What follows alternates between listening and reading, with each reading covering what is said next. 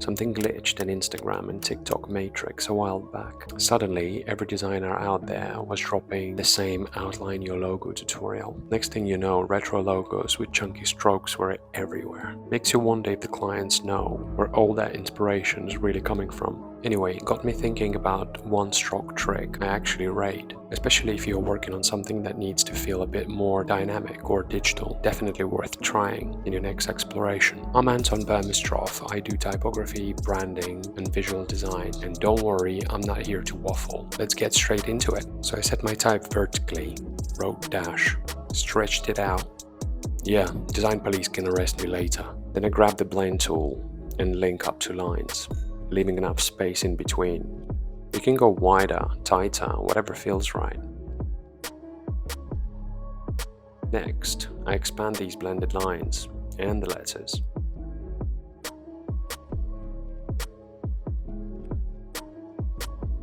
So now we've got the shapes and lines living separately.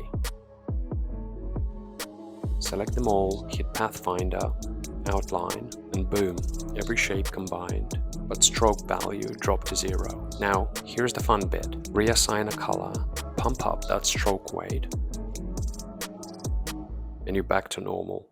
What's coming next is the most therapeutic part, clearing out all the little artifacts with the Shape Builder tool. Just hold Alt key and delete away. Honestly, it's a graphic design meditation. If you're old school like me, you can also do it using Direct Selection tool.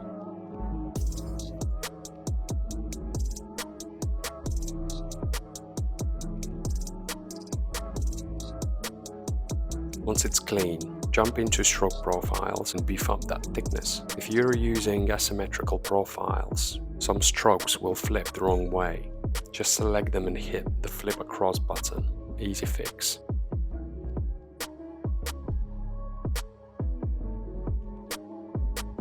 Then I tidy up spacing between letters by removing a few lines.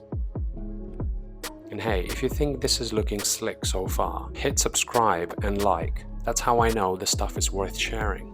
If you want extra clarity, kill the lines inside the letters or group and hide them, whatever is easiest.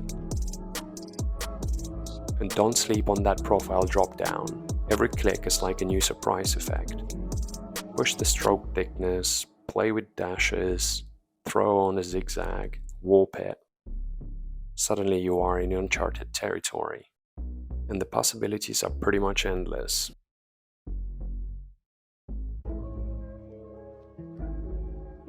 So yeah, if you're still just using stroke to outline your logos, we need to have a word.